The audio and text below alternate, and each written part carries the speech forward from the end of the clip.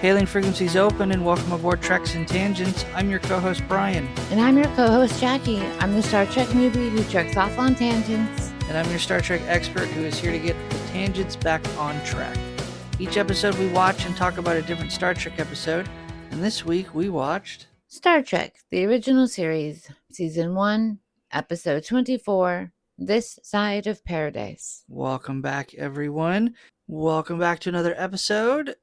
Episode 24 for episodes that have aired, but episode 25 for our podcast.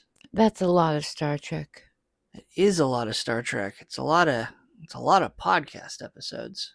It's episode 25 for us because while this is the 24th episode that aired on television, you have to count The Cage as an episode. That was the first episode of our podcast. Eventually we will hit season 2 and the numbering system will go back to normal. I can't wait for that. Yes, you've been jonesing for it. Jonesing for it indeed. But thank you regardless to all of you for continuing to listen, to like, subscribe, sharing the podcast with friends, commenting on the episodes. We really appreciate it. Thank you. It definitely helps if you chat and talk on the post, because that helps build engagement, even though we do love your private messages too. Yes, absolutely. So with all that being said, let's just jump into this week's episode by revisiting our Turbo Lift tease from last week. That's where we gave Jaci the title of this week's episode, and Jaci, without any other information, tried to guess this week's plot. So computer, what was Jaci's guess last week? Jaci's Turbo Lift tease last week was, the Enterprise has been out in space fighting, collecting samples and doing everything, but they are obviously going to need a vacation one of these days, so perhaps they are on their way to a nice little oasis or a Hawaiian paradise in order to relax. But then something pops up and surprises them. So Jaci, how accurate do you think your prediction was for this week's episode? I mean, I kind of vaguely hit it on the head. We have a nice vacation on like a tropical area with a beautiful flower. No, I'm kidding. I failed. I was going to say, I'm looking forward to you explaining how the set, which is basically just the central California southern portion of the valley. They threw in a pink hibiscus. They threw in a pink hibiscus, an orchid, a triffid. I'm going to refer to it as a triffid the entire time. So. Gertrude's friend. Gertrude's friend. I guess by definition, Gertrude would be a triffid. Yeah. I've always pictured triffids to lean into the description of dangerous, scary, but I guess you could just define triffid as any kind of unknown plant of an unknown origin. So, yes, Gertrude would be a triffid. So, these are her feral cousins. Her feral cousins. Well, what did you think about? I agree with you. I think you kind of missed it. So they're not on a vacation. They're not going to resupply. Well, Spock was definitely on vacation. Spock was definitely eventually on vacation. So what did you think about the episode? What are your initial thoughts? I think it was fun.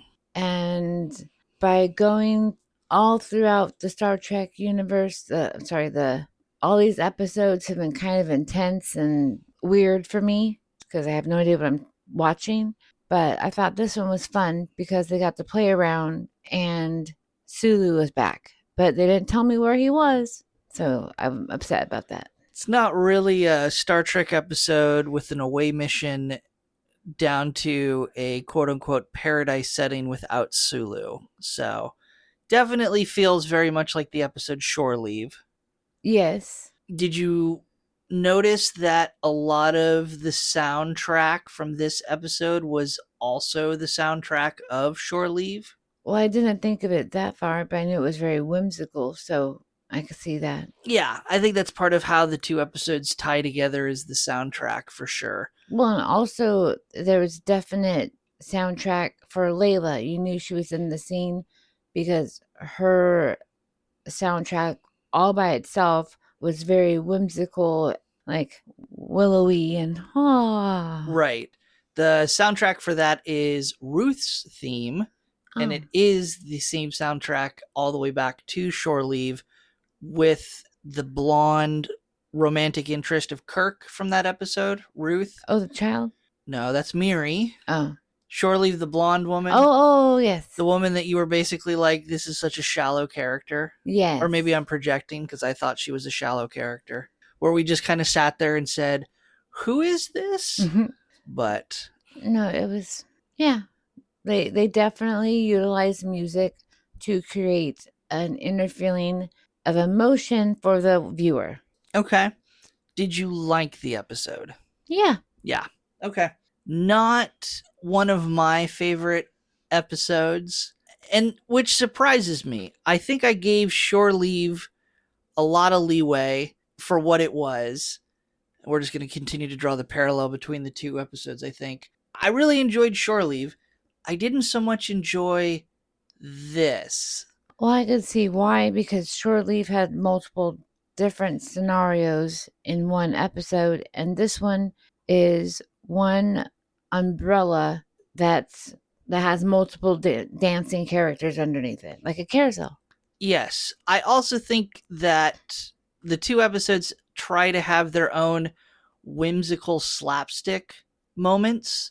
And I think in Shore Leave, those moments hit pretty good peaks. We have Sulu shooting the gun. Again, going back to Shore Leave. That's funny. We have the yeoman finding the princess outfit and changing into the princess outfit, and McCoy being infatuated with her. Those moments are funny. The tiger appearing out of nowhere. Very, I would call them high-level slapstick moments that really made the episode. In this episode, this side of paradise, we have, I think, moments that tried to be like that but fell flat. McCoy's over-the-top accent. I don't understand how that happened. Is he from Georgia or a southern state? Because he was all about that mint julep. According to Memory Alpha, Dr. Leonard McCoy was born in Georgia in 2227. But I don't think his accent does anything. I think it's just, it's awkward.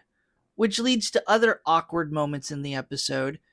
All of them to getting into fights and rolling on the ground and fighting with each other.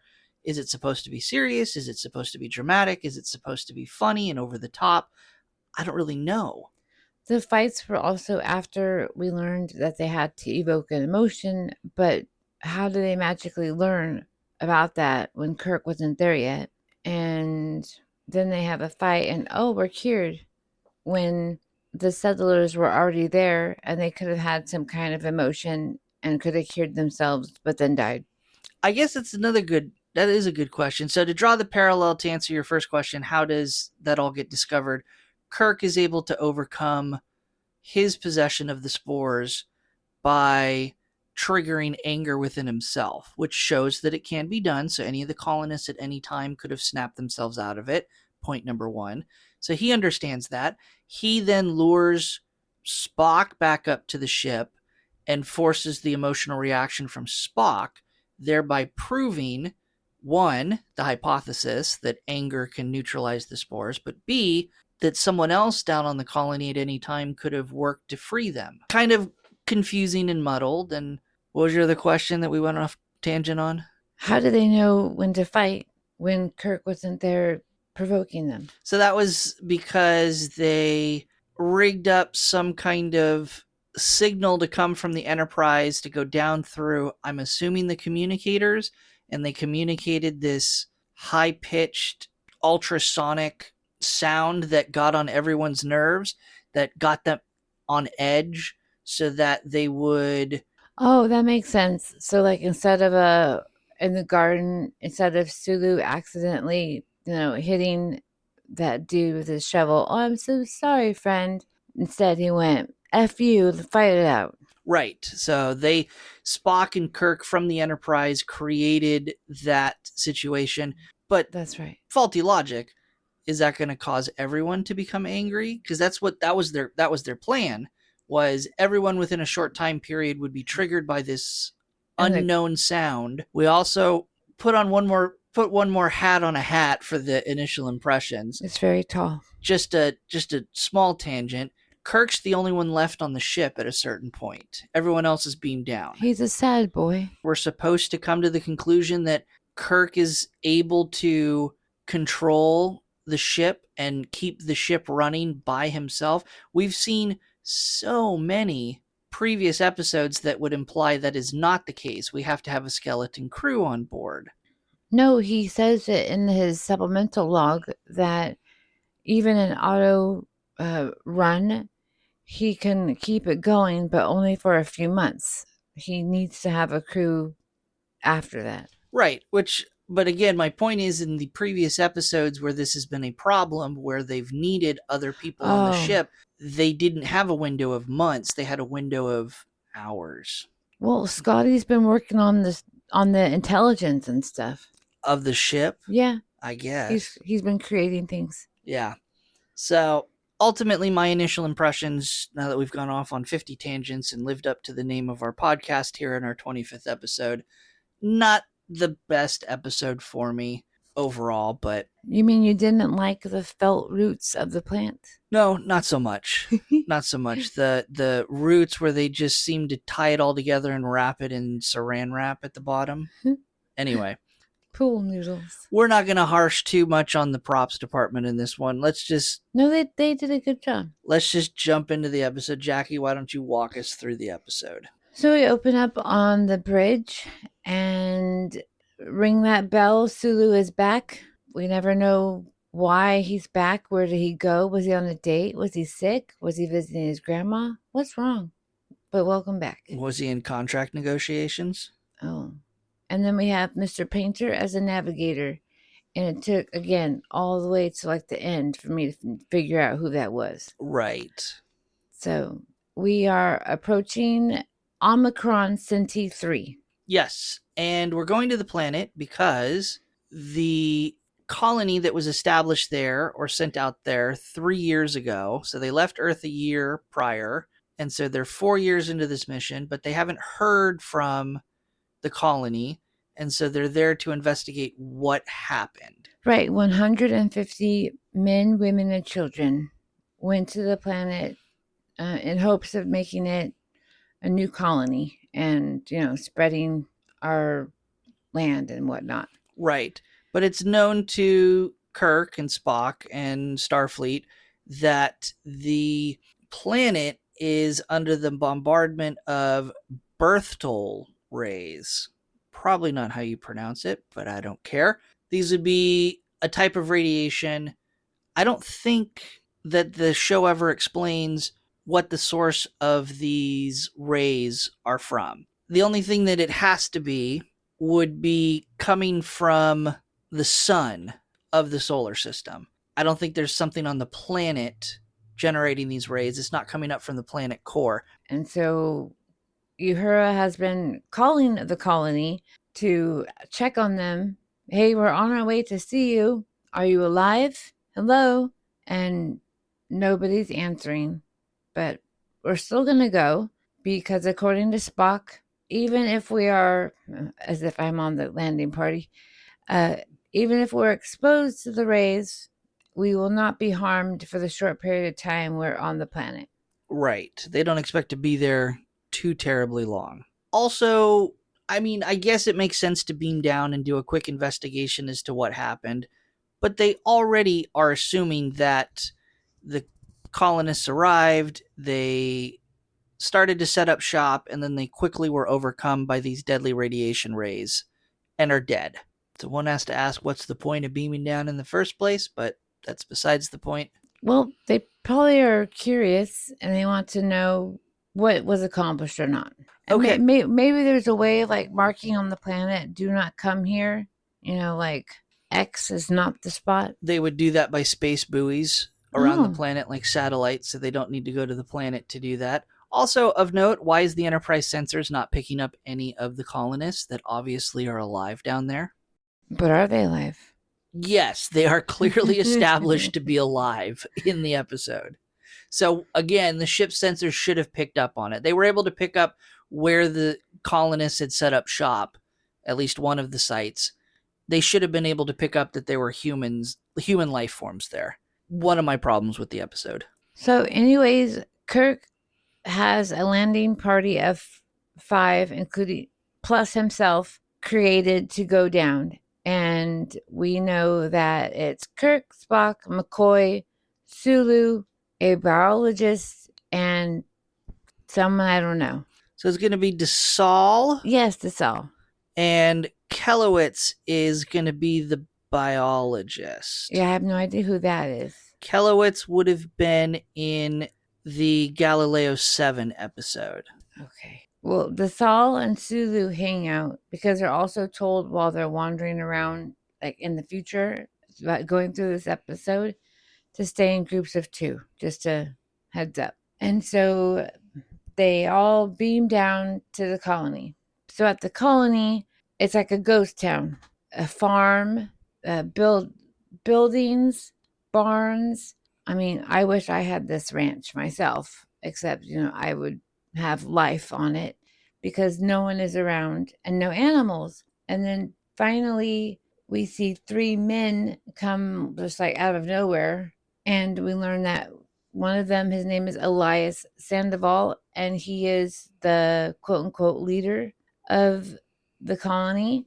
The 150 people that initially went split into 3 different communities to be able to hopefully offer more growth and support over time. Right. I mean, that makes sense. You have split up into 3 groups. It's explained in more detail later in the episode that the decision was made that way.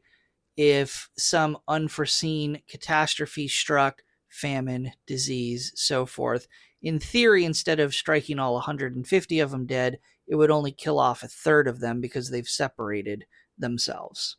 And then we have our opening credits.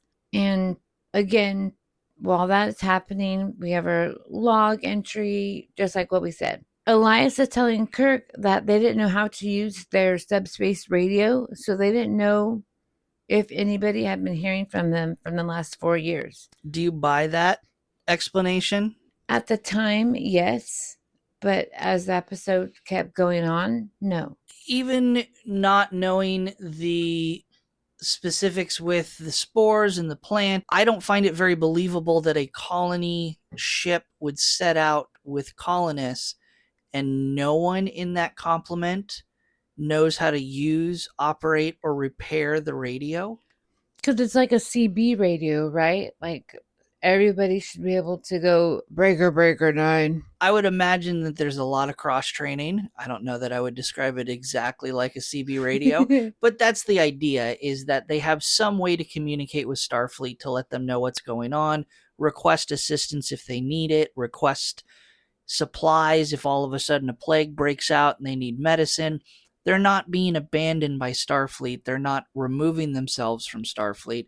And again, that's like saying we're an agricultural colony ship and we're going to land on a planet and create an agricultural society, but no one knows how to operate the tractors and no one knows how to practice animal husbandry. True.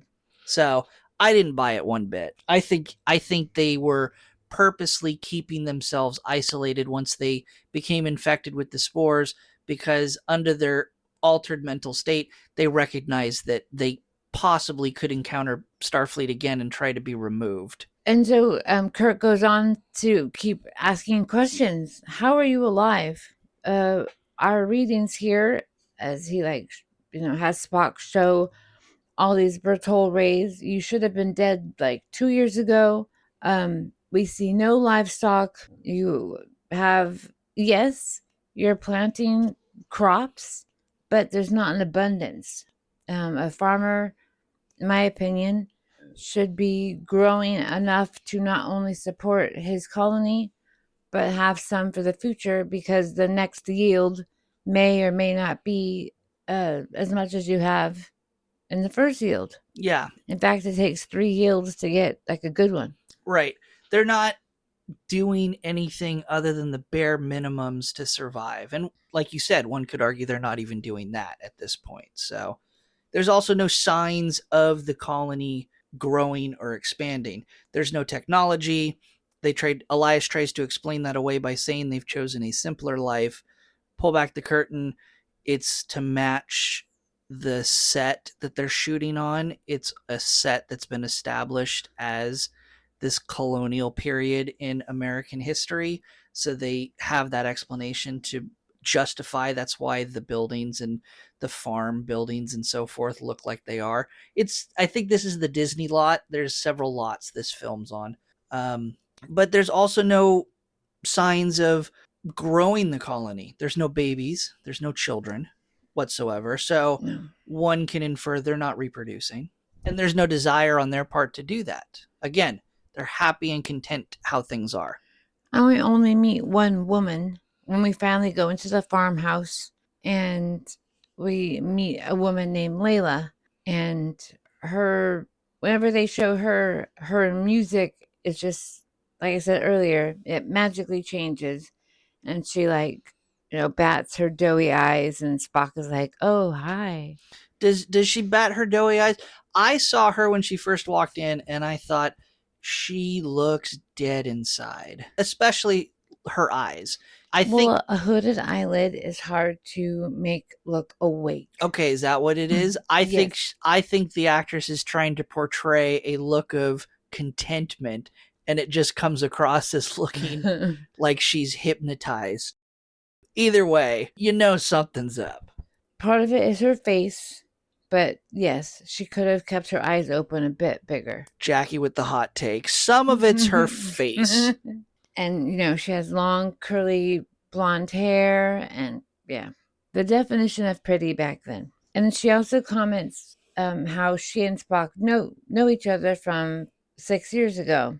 And Spock's like, no comment, because they all want to know, hey, how do you know her? Right. But clearly there was more than just professional interest they were involved in somehow. What a perfect match. A dead inside woman for a dead inside Vulcan. Jaci is struggling not to laugh. I'm not going to cut this out of the episode. Jaci, that tickled Jaci. She's trying desperately not to laugh. Okay, so back to the farmhouse. Elias is constantly telling them to enjoy the peace and harmony of where they are at the moment. Like, enjoy your time. Don't worry. And so Sulu and Desal decide to go off together and look around. And Sulu is climbing on all kinds of things. I swear he's a child. He leans up on a arm rail, and Desal notices that a barn is built, but there's no animals in the barn. Right. This would be the first time, yes, that they notice there's no animals, and they comment on it and they talk about it. Sulu is making comment that he wouldn't know what is out of place on a farm or not. I'll point out this is the first moment that we see the unidentified plant when Sulu is sitting up on the handrail or whatever it is. It's kind of down in the lower right of the screen there. They're stalking them.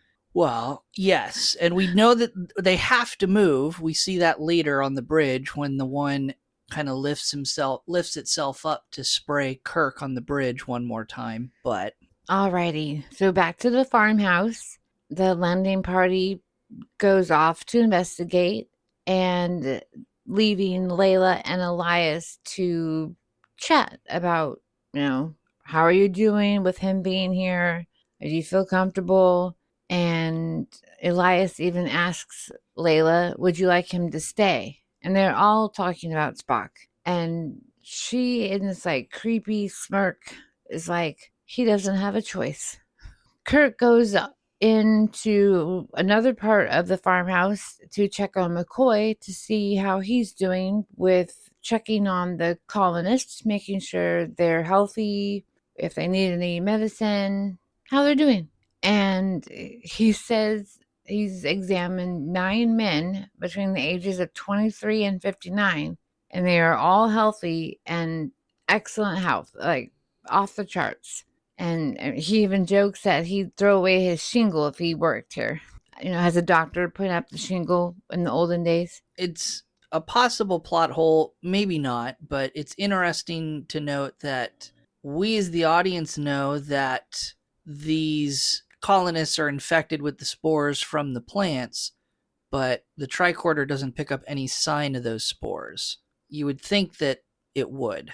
Oh, no, totally, exactly, but nothing. And also, we learn that if there was a surgery, a scar, appendicitis, those magically came back or disappeared, like brand new humans. Right, which is mind blowing. It's maybe a little bit interesting that they don't have a bigger reaction to it. They refer to scarring on Elias's lungs that would have been caused by childhood pneumonia that has disappeared. Okay, but they specifically mention Elias had his appendix taken out and the appendix has grown back. That doesn't just happen. That's a problem. That's a huge anomaly. Leaving the farmhouse, we are getting some sun in the garden where Spock has accompanied Layla, and Spock is commenting, even the insects don't live here. But I mean, your plants are doing great.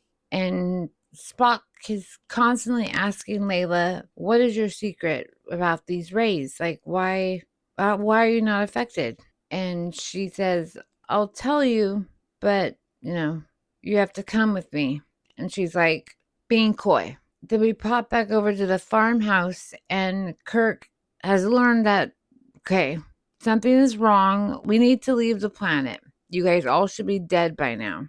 Like, this is not right. Something's not right. So please pack your bag and go. And let's go. Well, Kirk specifically says he's reached out to Starfleet to provide an update, and Starfleet has given the order. So Kirk is using that as an explanation to say, this isn't my call. My higher-ups are demanding that I evacuate all of you survivors and we take you to Starbase 27 to decide what to do with you. You can't stay here. And yes, Elias is very much saying, no, we're staying. He even argues that they're vegetarians, so they'll be just fine.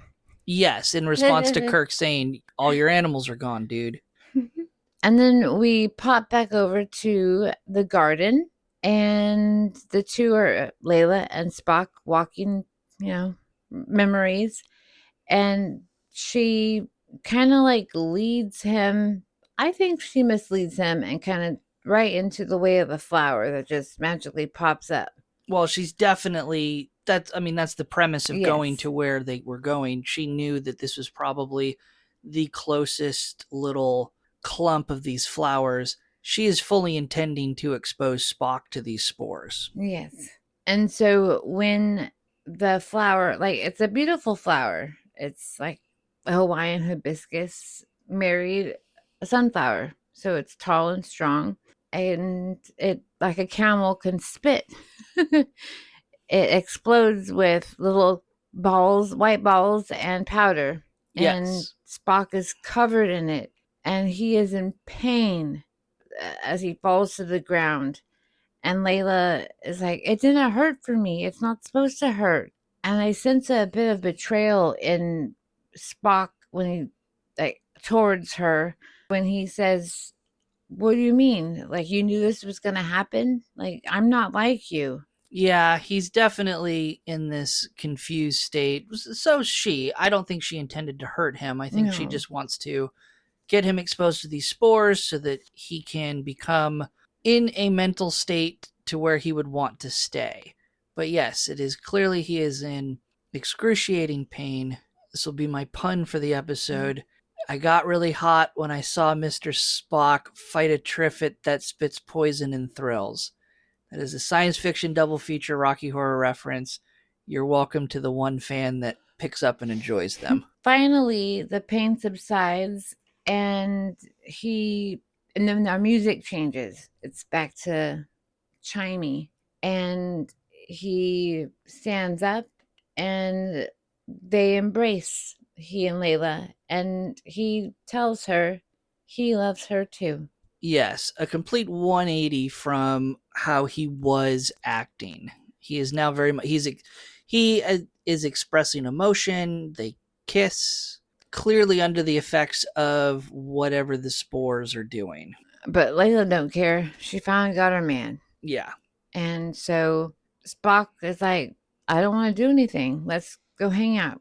And off they go. So we have a commercial break and we come back up at the farmhouse where Sulu and DeSalle are reporting to Kirk and McCoy, everything that they found. No animals again.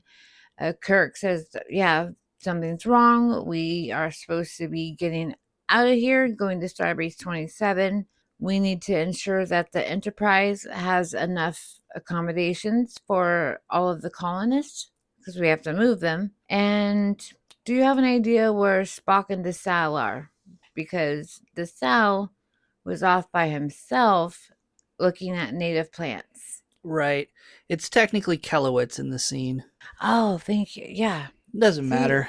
They all look. I'm sorry. Here comes the hot take from Jaci. I need to make like a board that says Sulu, this man. Maybe I'll make like a picture board.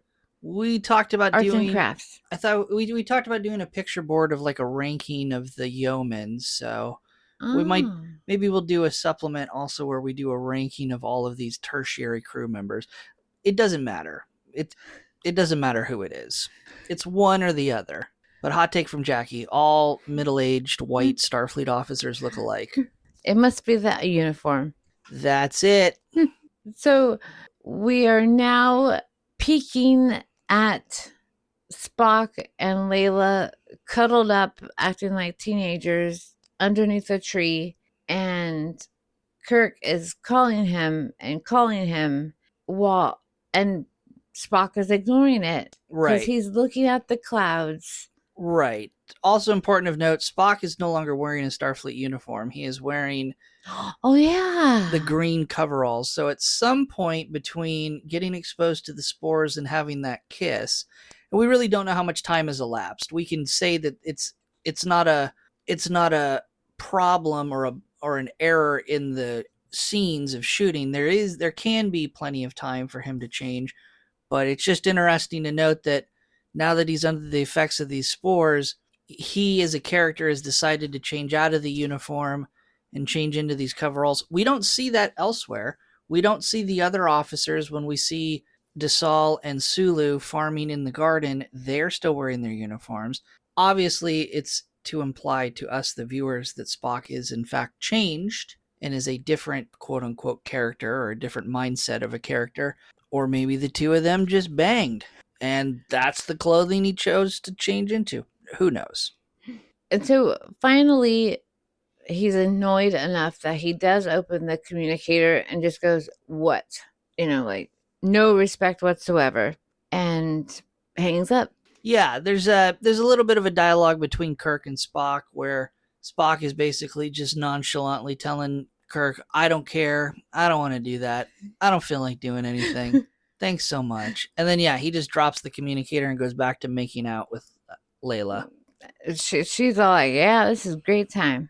And so, of course, Kirk and McCoy are extremely confused at what has happened because they're, again, at the farmhouse where everyone should be so they can make a plan. They don't even know where Spock is. So since they hear that the line is open, to be able to talk to Spock, they can also track it. So they use that option and follow it, and they find the grassy tree and Spock. Also, this is when poor DeSalle, he is actually holding one of the plants and is like, isn't this flower beautiful? As he shows it to McCoy. Yeah, there's a weird little cutscene to move the plot along. We have to surmise that DeSalle has been exposed to the spores off camera, and much like anyone else who falls under the influence of the spores, he is motivated to expose others to the spores, so he brings flowers to McCoy to have McCoy look at it. McCoy is then going to get exposed to the spores off camera because we quickly cut back to Kirk and Party finding Spock, who is hanging from the tree like a monkey.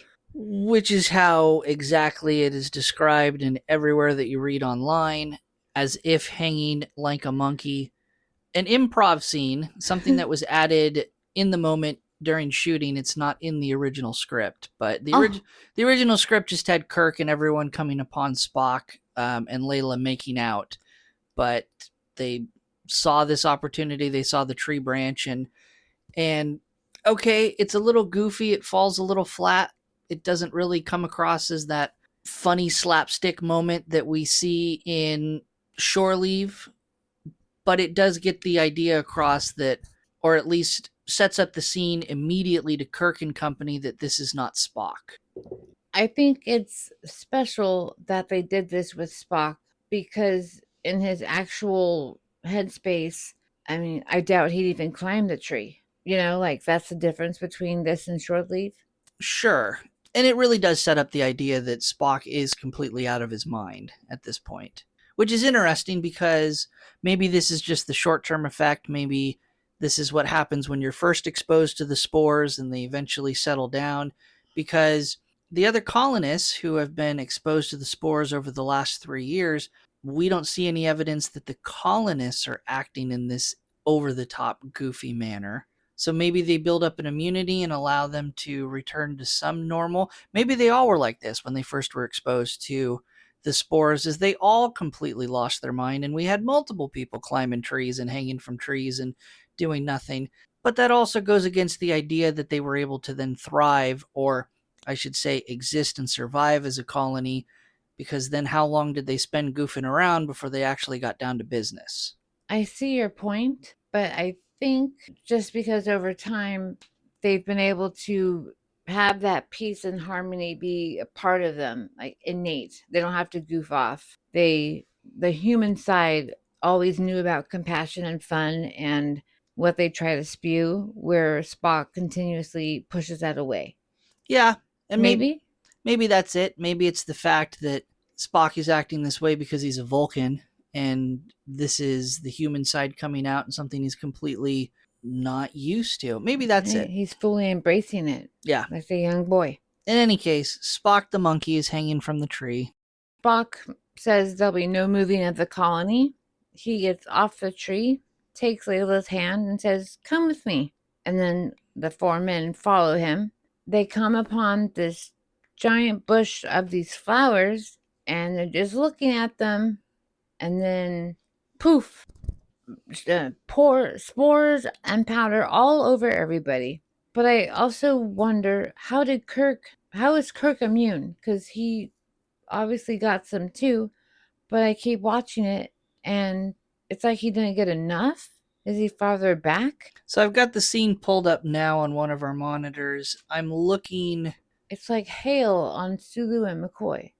That's not McCoy. That's Kelowitz. Yes. If you look at the scene when the flowers shoot, they kind of shoot onto Sulu and Kelowitz, and they're covered in that powdery spore substance to represent the spores. There's nothing on Kirk. Like he's like Teflon. I think that it was just the weird angle of the way the flowers shot out the spores. Kirk was able to kind of react in the moment and kind of lean back a little bit. So that has to be the explanation. I think they could have been a little more pronounced. I think you could have had Kirk literally take a half leap step back to really show to the audience that he hasn't been infected at this point, but that's besides the point. So they're all like, "Whoa, we got blown up with these spores." And we pop back over to an open field though. And McCoy, he has a super southern Georgian accent and is beaming up these flowers to the Enterprise. One at a time. Let's just keep getting these on the Enterprise for everybody. It's also explained in this scene with McCoy that the plants are not native to the planet, that they came from outer space. They wandered around in space. They happened to find themselves on the planet. They themselves thrive under these radiation rays that would normally kill the humans. So we get a little bit of a tie between the plants and these rays, and maybe that's why the spores provide this immunity to the humans. But in any case, it's also where we get the firm confirmation that the spores act as parasites and the humans act as their host. So Kirk has also beamed back up to the Enterprise, and he goes to the bridge to have Uhura send down a message, but she cannot do that because she also has been sprayed by the spores, and she's sabotaged all of the communications, except, of course, to be able to speak to the surface from the ship. We also see that all the other crew has been sprayed by the spores, and they are being beamed down to the colony while Kirk is running around trying to figure out what's happening also.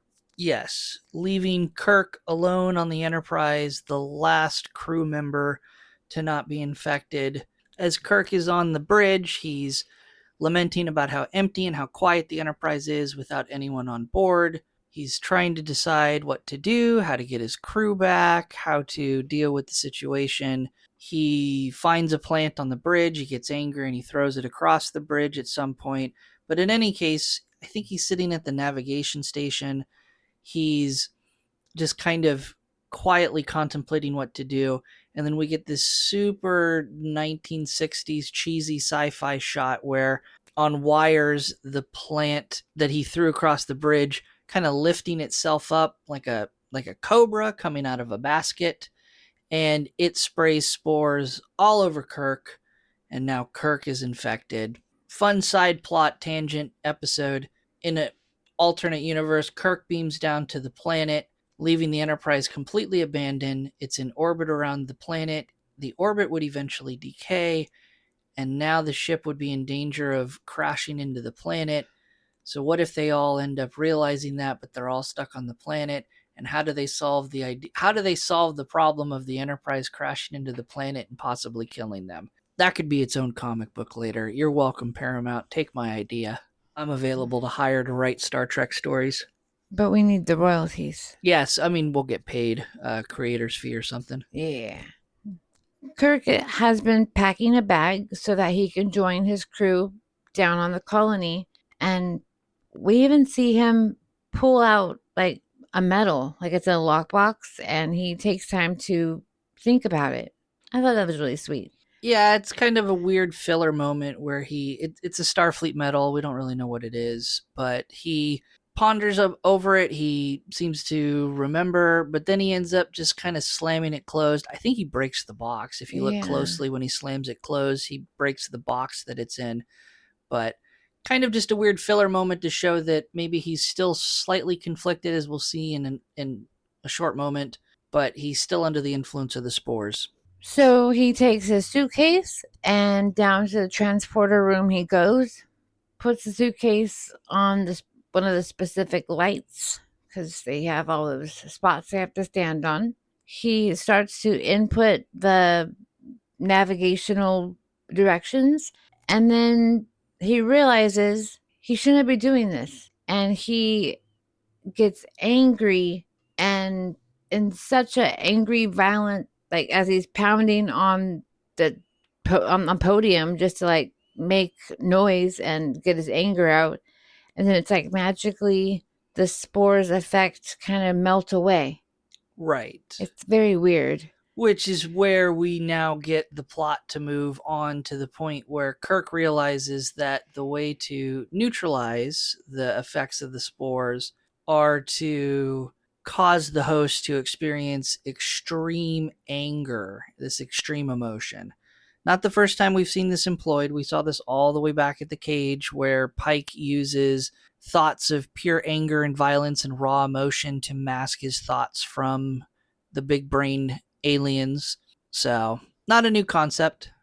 So, but Kirk needs Spock to get out of this La La Land. And he's like, I'm going to call Spock and get him to come up here. And I need to be ready because this Vulcan man is huge and could kill me. Right. Superhuman strength. I think he also recognizes that not only is Spock his best asset to free the rest of the crew, not only is Spock, he recognizes and realizes that Spock is not only the best asset he can have to free the rest of the crew, but also Spock is the biggest threat against that plan. Very true. And so he calls and says, Spock, I know you're busy with Layla, but I need you to come up here. Come on up so I can come back down sooner. We have equipment to move. Right.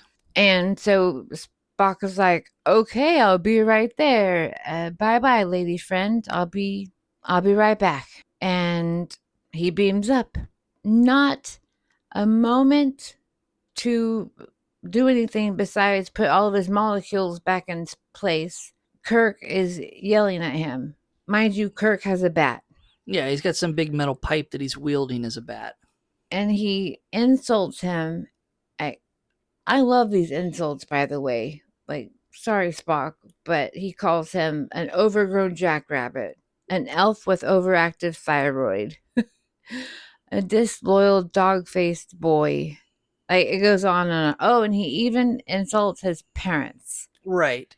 It's a missed opportunity because one of the insults is Kirk calls Spock a half-breed because Spock's dad is a Vulcan, his mom is a human. But if you go back to What Are Little Girls Made Of, when Kirk is cloned, he forcibly uses his mind to implant the idea in the clone's mind that Spock is a disgusting half-breed as a way to signal to Spock that this is not me, this is my clone. And Spock at the time in that episode makes the comment of, yeah, that seemed really out of place for you to call me a half-breed. Kirk, of course, says, well, I only did that so that you would recognize something was wrong. And Spock said, oh, well, I'll remember that. It would have been a great tie back to the episode. It would have been great if there was some acknowledgement in this episode to that, but they don't. I mean, he does call Vulcans traitors, but that's not as, yeah, I don't know. Yeah, that is an interesting choice and lack of integrity. Yeah, this is an interesting choice to do because we see so much of the earlier interactions between Earth and humans and Vulcans in Enterprise. So I think it's very on point, but we'll get to it later. So that was the final dish. Calling his father a computer, mother an encyclopedia, and his being a Vulcan, no integrity. He like runs off that stage and beats everything up. He breaks wall tiles, breaks the bat, knocks Kirk down. Like, it's a brawl. Right. Well, it's not really a brawl between Kirk and Spock. It's a brawl between their stunt doubles. It's very obvious these are stunt doubles in this moment. And cardboard pieces that are cracking. Well, what Spock punches out there in that moment is the door to the replicator that we first saw in... That made the soup. That made the soup for the Earth Guard from Tomorrow is Yesterday. See, these set designers are so smart. So finally, Spock picks up like this giant table, and Kirk's like, "Are you done yet?" And they're like, "Oh, I feel normal now." That was odd. Right, because Kirk has successfully triggered this rage emotion in Spock. It has successfully gotten Spock to break away from the influence of the spores. I'm assuming it neutralizes whatever chemical reaction is happening, or it just kills the spores that were producing that chemical reaction. Oh, maybe adrenaline does that. That would have been an interesting thought. That would mean that there's multiple ways to get rid of the spore's influence. You could... And cortisol. Look at us being all scientific. Yeah, you wouldn't need to trigger the emotion. You could make an antidote and a serum that is just... Jab, jab. A way to... You could just inject pure adrenaline into someone and kill the spores, if that in fact is what it is. We should let them know of our idea. Well, it's interesting because, spoiler, we don't ever see these plants again. Like Gertrude, they took her away. So it's not just keeping them safe from the radiation. It's literally regrowing tonsils, appendix, curing scar tissue around lungs. This is the miracle cure. So literally anything that happens, well, maybe there's testing and limits, but a lot of stuff, they could get these spores as a compound, expose someone, get them, and just keep them restrained, isolated in a recovery room until that ailment is cured, and then just inject them with the serum of adrenaline. Again, keep them in isolation for a small period of time, 30 minutes for observation. Poof, you're gone. Nope. Should have been a doctor. So they are, talking to each other. I'm so sorry. And Kirk is like, we need to make this giant machine that we cannot hear, but it's at a high enough decibel to irritate the spores, thus creating the aggravated feeling, on the colonists to get them on the Enterprise. Yeah, I don't think it actually affects the spores inside of them. It's literally just to create just the irritation in general. Just a state of irritation in the individual that is aggressive enough to be noticed more than the euphoric state that the spores put the person into. So weird. They don't really elaborate what that is. It could be a physical sensation. It could be tinnitus. It could be a lot of things, but that's their plan, is to utilize the communication systems on the Enterprise to transmit this annoying signal. I'm assuming they're not beaming it down through the atmosphere of the planet and blanketing an area. They're targeting the communicators of the crew members that are down there. And there's a lot of them. There's like 400 Enterprise crew members down there. Why they all still have their communicators on, who knows? But story for another day. So they're off to make this device, and we are now back on the planet, and Layla is just staring up in the sky. She's kind of an airhead, but she's supposed to be this fancy scientist. No, she's dead inside. She's Spock's perfect mate. And McCoy walks up to her to ask what's happening, and she explains that Spock went up to help Kirk, and they'll be back soon. And again, the weird accent. He's so weird. Like, he totally changed. He's the only one that has really changed in character. And also, he has a drink. A theme we see throughout the whole thing. The whole 24 episodes we've watched. If there's a drink, McCoy will drink it. Yeah, he's always saying, he's talking about mint juleps the whole time. Yeah, it's very special, delightful, refreshing drink. It's a weird looking mint julep. It's extremely dark for a mint julep, but... Yeah, his is like red, but the mint julep is a more dainty color. It's more of a yellowish color. So McCoy offers his communicator to Layla so that she can check on him, how's things going. And when they connect, Kirk cautions Spock, like, are you sure you can handle talking to her? Like, we have to be careful. And, Spock is like, I could take care of it, blah, blah, blah. So he's like, I'll be there when I can. Out. Yeah, but we cut to the transporter room. Layla's beamed up because she wants to see a starship. I don't know why she would have seen a starship when she traveled to this planet to colonize it. It's been 4 years. Things change. Whatever. Plot hole. And Spock beams her up, and they kind of have this little heart-to-heart moment where she's happy to see him, but then she hugs him and realizes he's no longer under the effects of the spores, so he's, quote, lost to them. And he tries to explain to her that this is just how things are, and the spores don't really change anything. They are still where they were 6 years ago when they supposedly broke up, that they're just incompatible. Spock is a Vulcan. It's just who he is. And they have a final embrace. They're, kind of okay, we'll break up. And she's not happy. He's not happy, but they accept the situation. That's also the last time that we see Layla in this episode, so no idea what happens. So Spock and Kirk, though, have created the device. And I love the little grate that they put over it. It's those decorative ones that you see on the floor, like for the air vents. I don't know. I thought it was super cute. And everybody on the planet starts acting differently. So, for example, Sulu and Desau are digging in the garden. They're digging holes for some reason. And Sulu bumps Desau, and the two of them start fighting. Like, what about a sorry or a no problem, friend? And they just start brawling. And so that's their anger.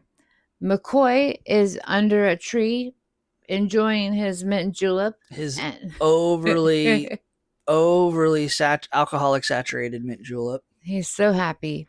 And Elias walks up and is like, you don't need to be the doctor anymore, so I got to figure out what kind of job you're going to do. Yeah, and McCoy is like, bitch, I make and drink the mint juleps. That's my job. And then he's a doctor. Well, he's now a doctor for mint juleps. And Elias is like, no, we don't need a doctor, so you need to be useful. And McCoy's like, I'll show you how much you need a hospital. And then he just says, he's just make me a mechanic so I can treat you like a little tin god. And then they get in a fight too. But of course, all of these fights have seemed to snap them out of the effects of the spores. Even Elias is snapped out of it and just kind of comes to an instant realization. There's no lingering effects of the spores. He instantly is in a state of regret, saying that they've wasted the last 3 years of their lives doing nothing, not expanding, not accomplishing anything on the colony. Yeah, it was awful. It was so immediate. Yes. Like, I felt really bad for him because he's like, we did all this work, or at least in his head. And then in reality, they've just been living. Right. But McCoy reminds him about the evacuation to Starbase 27 and Starfleet putting them somewhere else. And he agrees. So they start the evacuation plan to get everybody leaving. But of course, the crew has to start calling in, hi, can I come back to work? Right. And then we have a quick break and we return to the bridge. Everything is back to, quote, normal on the Enterprise. Yeah, so I guess they got rid of all the hundreds and thousands of flowers that were beamed up to the Enterprise. They've scrubbed the filtration system for the air ducts and gotten rid of all the spores. Sure. New filters, new toilet paper. They got it. Let's just pretend that that's the case. And, I mean, they do joke if McCoy has his tonsils, but we never really know. And McCoy is wearing blue eyeshadow. He's wearing blue eyeshadow the whole episode. But I noticed it this time. It was so bright. Definitely wearing eye makeup in a similar way that they make Spock up to do. So they're twinsies. Weird makeup choice. And so, of course, McCoy always has words of, quote, wisdom. And he's like, this is the second time man has been banished from paradise.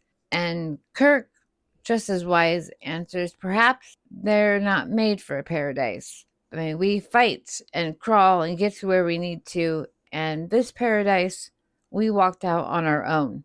And when asked, Spock admits that for the first time in his life, he actually felt that he was happy. I mean, it's kind of like bittersweet, Yeah, because he's lost his woman.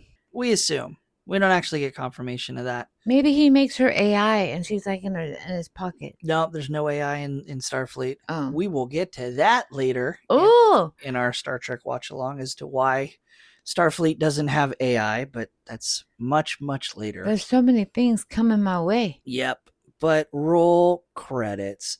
So, Jackie, what did you think about Season 1, Episode 24, This Side of Paradise?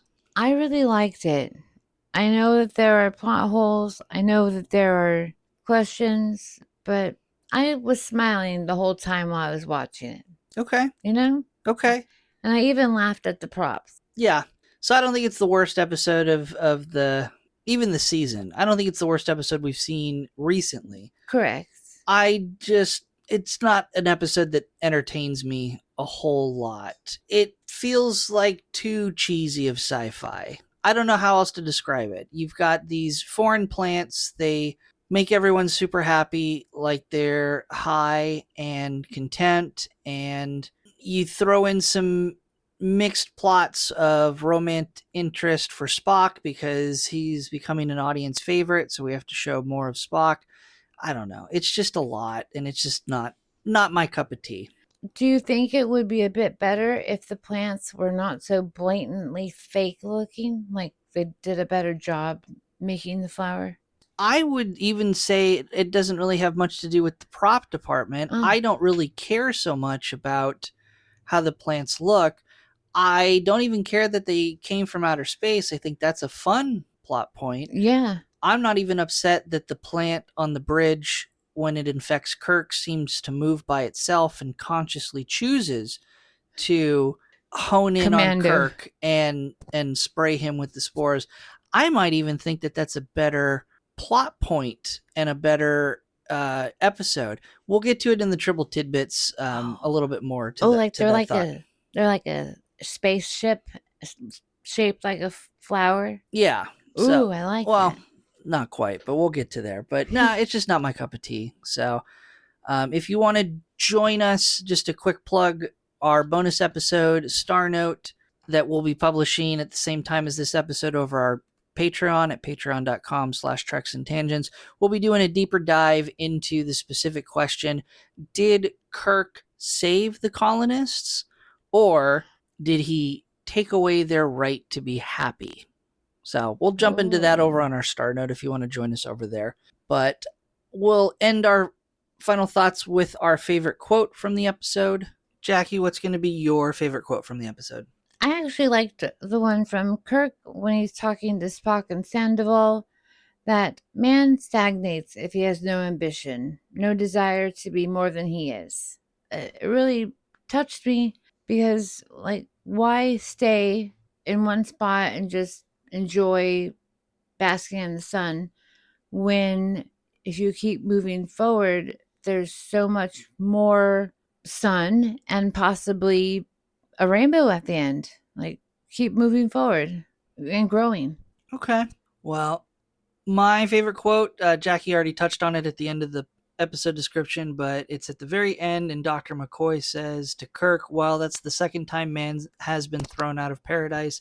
And Kirk says, no, Bones, this time we walked out on our own. I think it's an obvious reference to the Garden of Eden, of course, and the biblical reference, but I like to think of it also kind of just thinking to the episode of Shore Leave, because that would have been the first time they would have been in quote unquote paradise. This is the second time that they've been in paradise, quote unquote. One could argue whether they were thrown out of the planet on shore leave or not. They certainly were humbled and put in their place because all of the danger that they experienced was their own creation by their own mind. And so I just kind of think it's a fun little tie-in between the two similar episodes. So I, of course, do have just a couple triple tidbits or fun facts to the episode. And why do we call them triple tidbits, Jaci? Because they're the best. Because tribbles are both fun, but can be not so fun. First airing March 2nd, 1967. The original draft of the script, which is what I kind of think would make a better episode, or it would have been more entertaining for me, the spores would have created a telepathic link between the hosts. The spores would have had far greater supernatural abilities and healing properties to the point where they were able to heal dead individuals so that they made people eternal and immortal.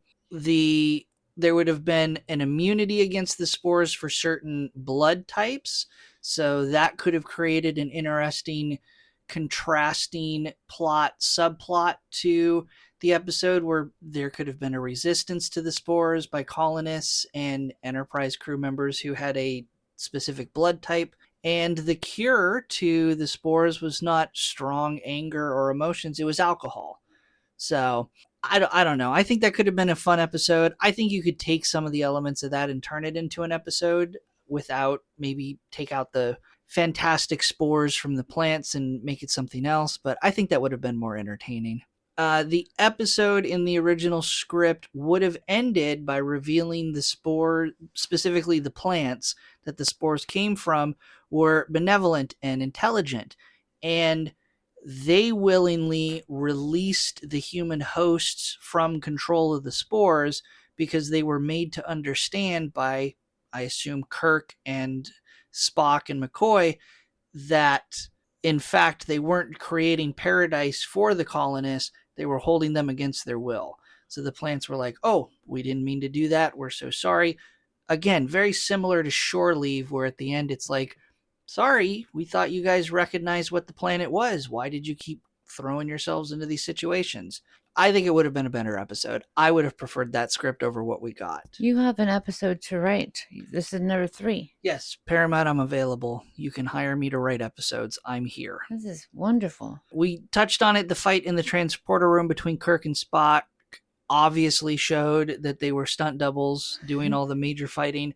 It was supposed to be shot with wider angles to better conceal that they were stunt doubles, but the set for the transporter room was so small and so narrow they couldn't pull off the wider angle shots.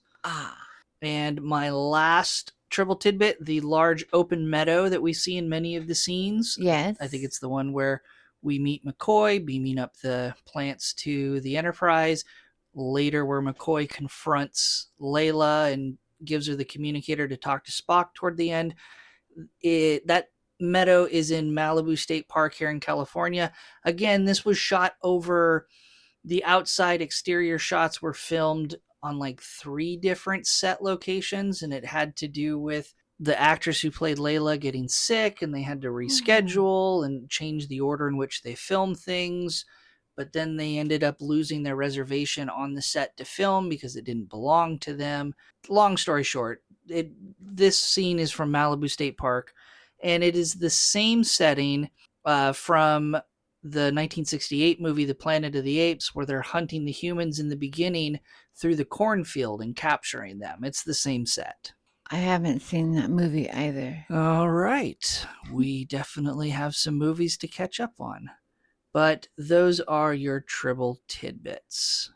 And the actress getting sick could also explain why she was kind of off. No, she's just dead inside. That's just how she played the character. And this is where we give our episode ranking, where we pretend the episode is a member of our crew for our fictitious starship, and we assign a Starfleet rank to the episode.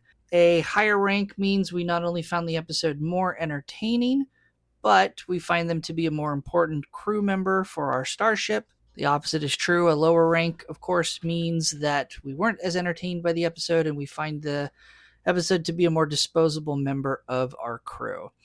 Our ranking system has 3 enlisted members, starting at the bottom: ensign, lieutenant junior grade, and lieutenant. And then we have our officers, lieutenant commanders, of which we can have 7, 5 commanders, 1 captain, and 1 admiral. If none of this makes sense, you can go to our Patreon at patreon.com/TreksandTangents, where we will post a visual representation updating, showing the episode rankings, and we update and post a new ranking every Wednesday, the day after the episode goes live. So, Jackie, for this episode on the USS Galactic Glitterbee, what rank do you give this episode? Okay, I'm going to put them as lieutenant commander, but I am full.